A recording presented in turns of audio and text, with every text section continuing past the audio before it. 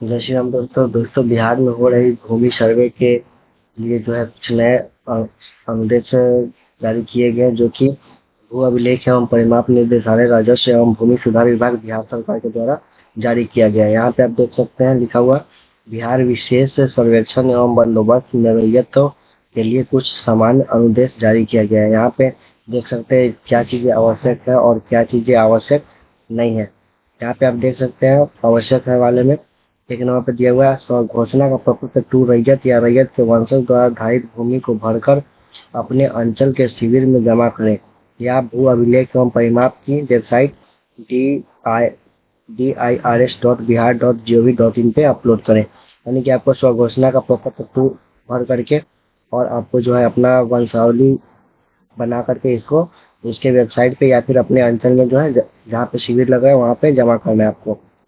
Second में दिया गया है खतियानी रैयत या बंदी रैयत के वंशज स्वयं प्रपत्र 3.1 में वंशावली तैयार कर अपने अंचल के शिविर में जमा करें या निर्देशालय की वेबसाइट पर अपलोड करेंगे।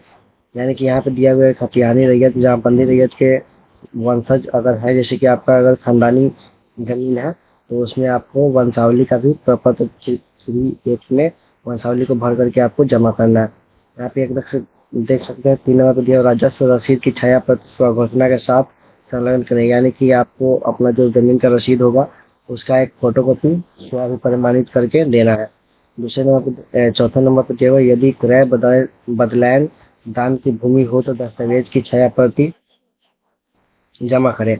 यानी कि यहाँ पे लिखा हुआ है कि आपके पास जो भी मतलब अगर आप खुद से जमीन को खरीदे हुए या फिर किसी से अदला बदली की या फिर दान मिली हुई भूमि है तो उसका जो है आपको दस्तावेज का छाया प्रति वहाँ पे उपलब्ध कराना पड़ेगा।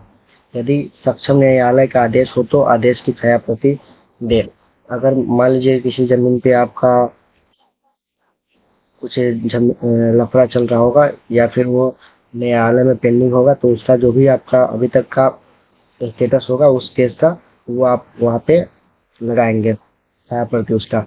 उसके बाद में देख सकते 6 नंबर बंदोबस्त भूमि भूदान प्रमाण पत्र वास्तविक पर्चा की छाया प्रति। यानी कि अगर आपको बंदोबस्ती के जरिए मिला हुआ जमीन है या फिर भूदान यानी कि कोई दान में आपको दिए हुए जमीन या फिर आपको वहाँ पे रहने के लिए कोई जमीन दिए हुए तो उसके लिए जो है आपको जो भी डॉक्यूमेंट होंगे वो आपको देने पड़ेंगे। 7 नंबर में दिया हुआ जहाँ बंदी रैयत जीवित है तो केवल घोषणा प्रपत्र दूध देंगे वंशावली नहीं। मान लीजिए कोई जमीन है और आप ही उसके मालिक हैं और आप ही के नाम लिखने वाला है तो उसमें जो है आपको केवल फॉर्म 2 भर करके उस जमा करना है, उसमें आपको वंशावली का जरूरत नहीं पड़ेगा।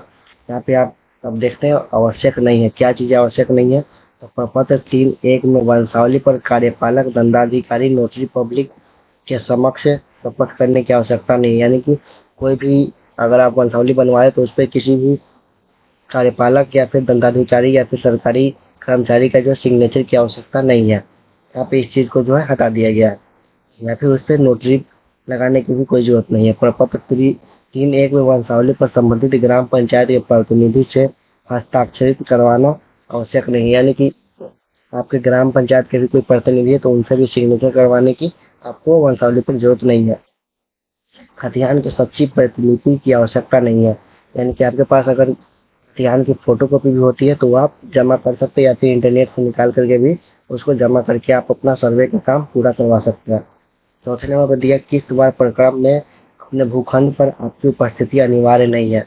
मान लीजिए कि जैसे कि आप यहाँ पे नहीं रहते हैं और कहीं दूसरी जगह पे आप काम कर रहे हैं वहाँ पे आप रहते हैं तो इसके लिए आपको यहाँ पे सर्वे के समय आपको यहाँ पे रहने की आवश्यकता नहीं है। आपको कोई विश्वासी आदमी वहाँ पे उपस्थित रह करके आपका सर्वे का काम जो है पूरा करवा सकता है। 5 नंबर पे आप देख सकते हैं राजस्व रसीद की अद्यतन में ऑनलाइन प्रति आवश्यक नहीं है। यानी कि आप अगर रसीद अभी तक नहीं कटवा रहे हैं तो उसकी भी आवश्यकता नहीं है। आपको केवल एक कुछ प्रमाणित पत्र देना पड़ेगा वहाँ पे कि ये जमीन आपकी है। दोस्तों आपको हमारा वीडियो पसंद आए तो लाइक कीजिएगा और चैनल को सब्सक्राइब कीजिएगा ताकि आने वाली वीडियोस की नोटिफिकेशन आपको मिलती रहे। धन्यवाद।